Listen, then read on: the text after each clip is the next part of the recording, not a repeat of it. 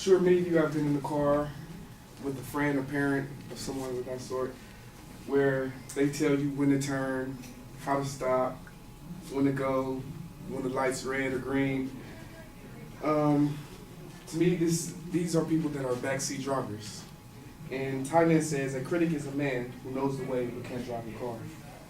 I agree with this because in most cases, these people are quick to judge you instead of rather putting themselves in your predicament.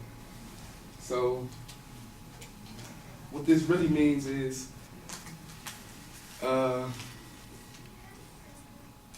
someone who necessarily don't have the ability to do something that you have, they're quick to tell you what you can't do and how to do it instead of really just take into account what you have done already. So people like this are generally just judgmental in most ways, and they don't necessarily see the things that you see or believe what you believe in. And these people, they don't really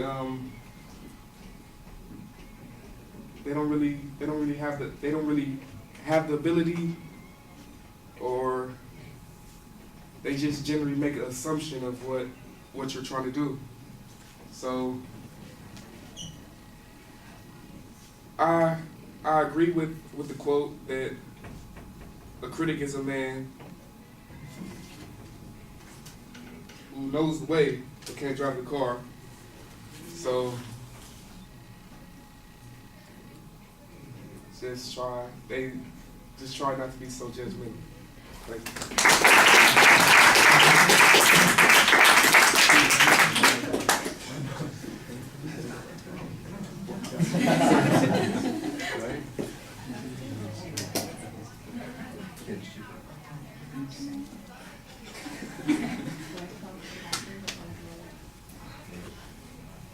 I never had to give a return for 20 points. 20 points.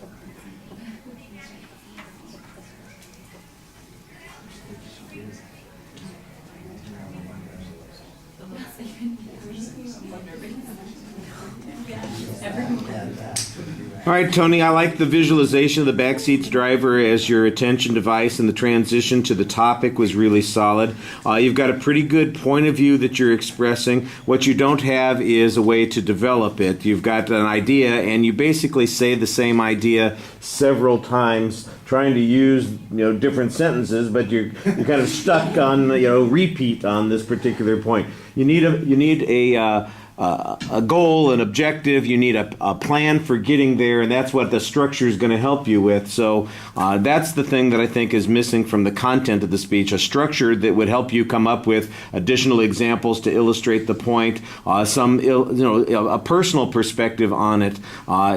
I'm going to tell you this is going to be true for the vast majority of you. You're all going to give a better speech in the car on the way home today.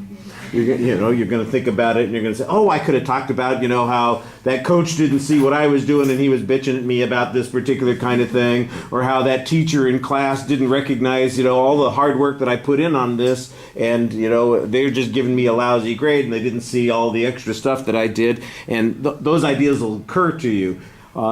If you've got a plan, if you force yourself to come up with a structure, it's easier to come up with those examples. You're kind of working backwards, hoping the examples will give you a structure, and I don't think it works that well. The presentation issues, you slow down the pace a little bit. Part of that's an attempt to give yourself more time to think as you're standing up there speaking. It does make it seem like you're being a little bit deliberate as a speaker. You got your hands buried in your pockets. That doesn't work very well. You need to be gesturing, use some indicators, even some descriptive gestures. You also shuffle on your feet a little bit.